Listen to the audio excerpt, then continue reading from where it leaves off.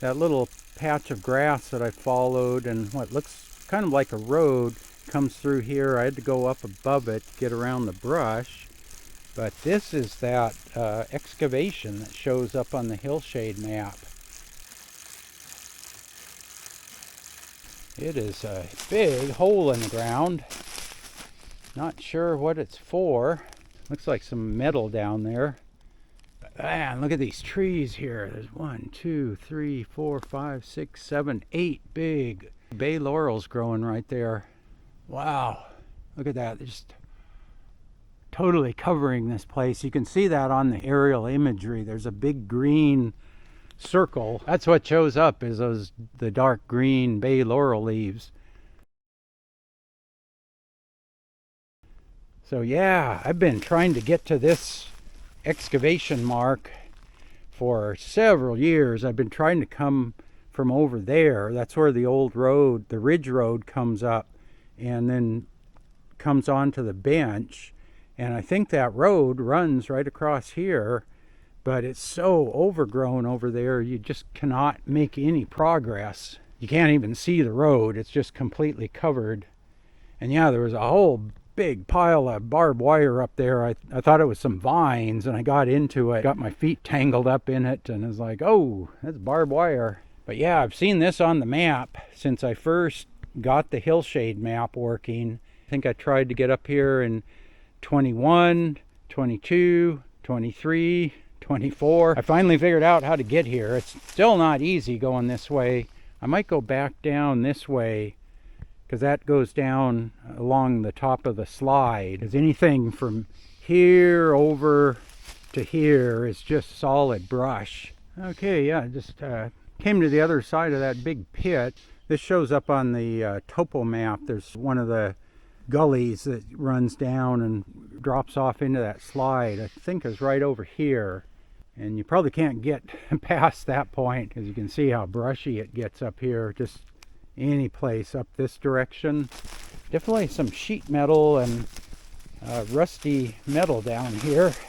These look like legs off of a stove or something like that. You can see how they're formed. They're heavy steel. And then we've got some sheet metal here buried, some rusty. It's pretty thin. And then there's some dimensional lumber here, and a piece of sheet metal, galvanized sheet metal of some sort. And then over here, there's a stone foundation wall right there. So there was a wall here. You can see there's mortar in there, and then some random stones making up a wall. Yeah, because that was definitely built. This isn't a natural hole in the ground. This was dug out, and then somebody put in a stone wall, at least on that side. Looks like the wall ends there. Yeah, there doesn't seem to be any wall around any of the other part. I guess this could be some sort of like a dugout structure here, where they dug out, then they just built a kind of a low roof over the top and just took advantage of this hole in the ground here. Looks like it's pretty easy digging. It's just soil, this red soil all the way down. So maybe they had a tractor or something up here, dig this thing out, build a wall, and then put up a little roof over the top. But I'm not seeing any signs of any timber or anything around here. But that could be part of the roof there, that sheet metal. And that's very similar to what was on the spring house. You can see it's just the sheet metal. It's not corrugated. There's some dimensional lumber. There's like a piece of maybe a full-size 2x4 or even bigger. Yeah, there's another piece of wood. So there is some dimensional lumber, not a lot. Some sheet metal, maybe from a roof. Okay, so I finally got over here after many, many years of trying. Yeah, it's just a big hole in the ground, huh? And there's barbed wire. There was a whole bunch of barbed wire right up there, a big coil of barbed wire. So I'm thinking this was somehow associated with cattle ranching up here. Anyway, I made it to this big hole in the ground. Not sure what it is. I was hoping it was like a building. It probably was like a dugout.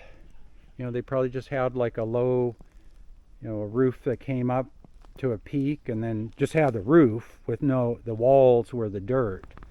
Yeah, I was kind of walking back towards the grass here, and I came across what looks like some burned cut lumber, or at least hewed lumber. I don't think this is it's been cut, or at least hewn with an axe or something.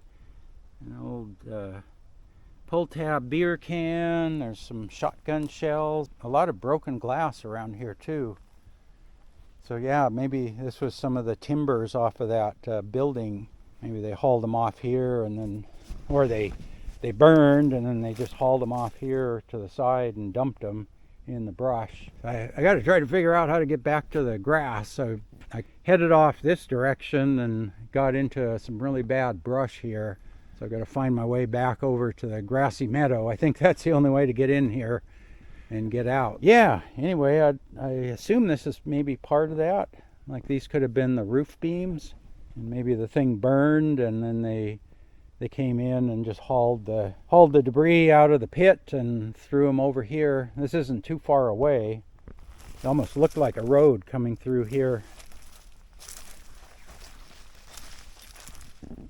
Yeah, you can see it's kind of clear through here. So I think I got to go back and angle around to the right there. Anyway, I just thought I'd show you that. Yeah, looks like maybe this is some of the lean-to timbers here. And somehow they either burned and got hauled over here, or they got hauled over here and burned, one of the two. So yeah, I guess that might be what was part of that building. Yeah, I got back to my route over to the grass. That seems to be the only way to get into that lean-to, or whatever you want to call that big hole in the ground. And yeah, you come across the bottom of the meadow here, and I was looking on my map, and it's like, this looks familiar, and this is where I come out from the ridge road. It's just right up at the top of this meadow, and then I drop down here, and this is where you cut across to the next meadow. This is the little meadow, and then there's sort of a medium-sized one, and then the big one is over there. So yeah, I walked right by this place last year. Yeah, I came right down here, and if I had just gone that way, I would have walked right over to that big pit house or whatever it is. Yeah, and I think the road is just right down here. You can kind of see it through the trees, but it gets really overgrown. There's a little gully right down here, and that gully must have water in it, and the brush just grows like weeds down there. I think I might head back down, take another look over the side of the slide, or the top of the slide, and have a little snack break there, and then I got to start heading back. I'm a little over 2 miles today with all the traipsing around in and out, and that was kind of my goal today, was sort of find some of these things on the map that I've been looking for years. And yeah, that's the real value of between the Hill Shade map and the aerial imagery, and being able to fade between those two. Aerial imagery, you can see these clearer areas to get around up here, and then the Hill Shade map shows you that if you go down that way, there's a big hole in the ground. You just aim for that big hole in the ground. So yeah, I think I'm going to head out this way. I'll probably veer down and try to get down to the edge of the slide, take another look down there, because that's probably the best view in the whole Stevens Creek Canyon, I think. So I'll take another look at that and then head on back. Probably close to 1.75 miles or so back this way to where my bike is parked. Probably be getting close to 4 miles of hiking today with all the traipsing around up here. So anyway, I hope you enjoyed that look up here. Anyway, I better get going. So as always, thanks for watching.